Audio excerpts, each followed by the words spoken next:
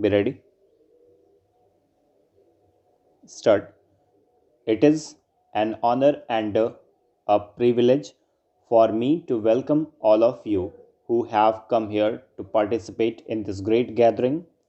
We are happy for various reasons that you decided to hold this conference of the great international financial agencies in Delhi.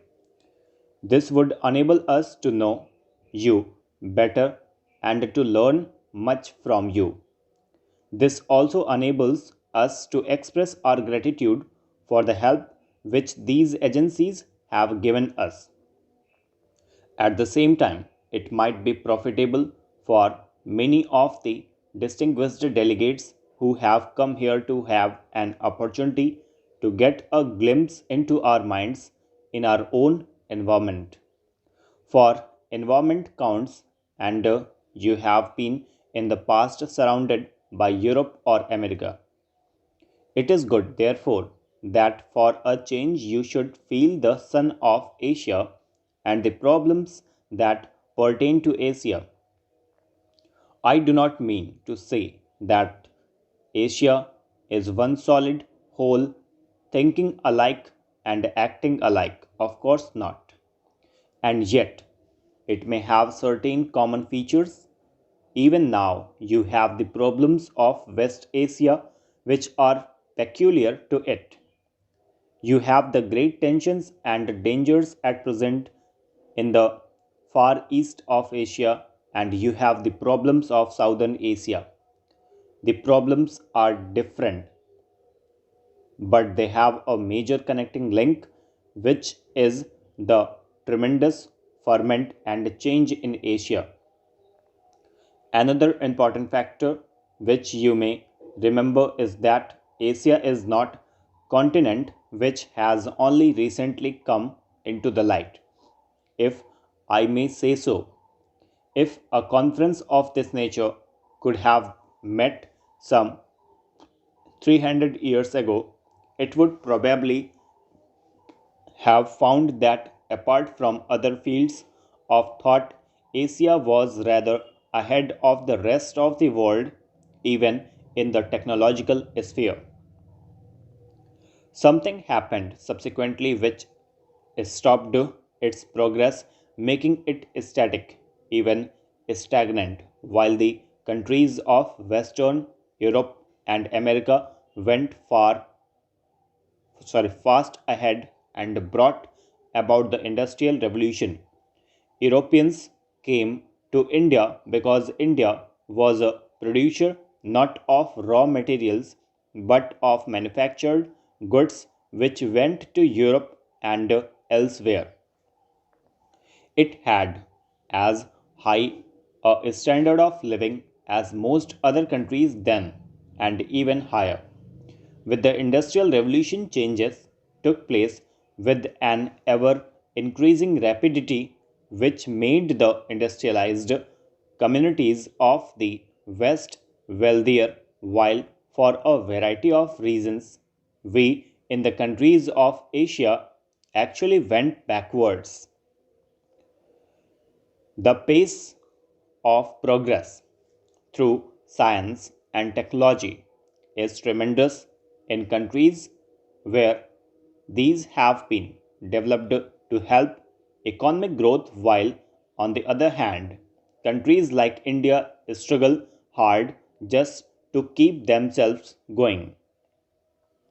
It is a life and death struggle, not for a group here or a group there, but for the nation as a whole, for the 400 million people who live here. Therefore, I want you to feel this human element in our thinking and in our continual struggle and the strain with which we have to face this problem.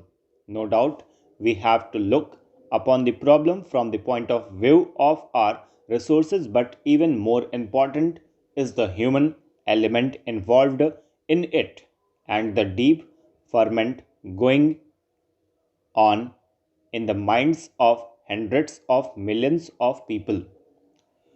Asia is and will continue to be in an explosive state. The changes that have come over Asia in recent years have unleashed a gain which had for long been kept down politically, economically, and in other ways.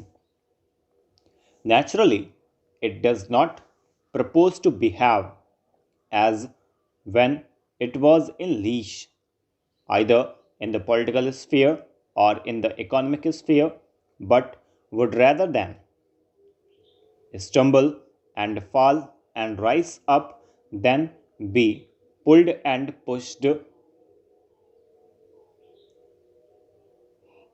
hitter and thither. Above all, it does not want to continue as a starving continent living on the verge of subsistence. There are these tremendous and vast urges in Asia which often make it act wrongly and turn in wrong directions.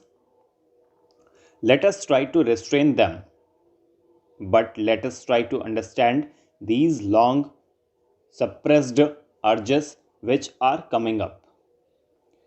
In the political sense, the world is divided in various ways: the communist world, the anti communist world, and the countries which may be called non communist but not ranged in any anti group.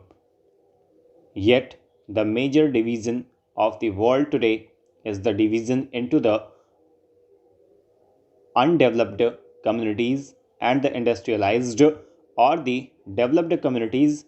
Whether you talk of a communist state like the Soviet Union, which has become an industrialized state, or the many non communist states which are highly industrialized, though the latter may differ in their politics and in their economic theories, in the final analysis, they worship the same God, the God of industrialization, of higher production, and the utilization of nature's power and resources to the greatest advantage.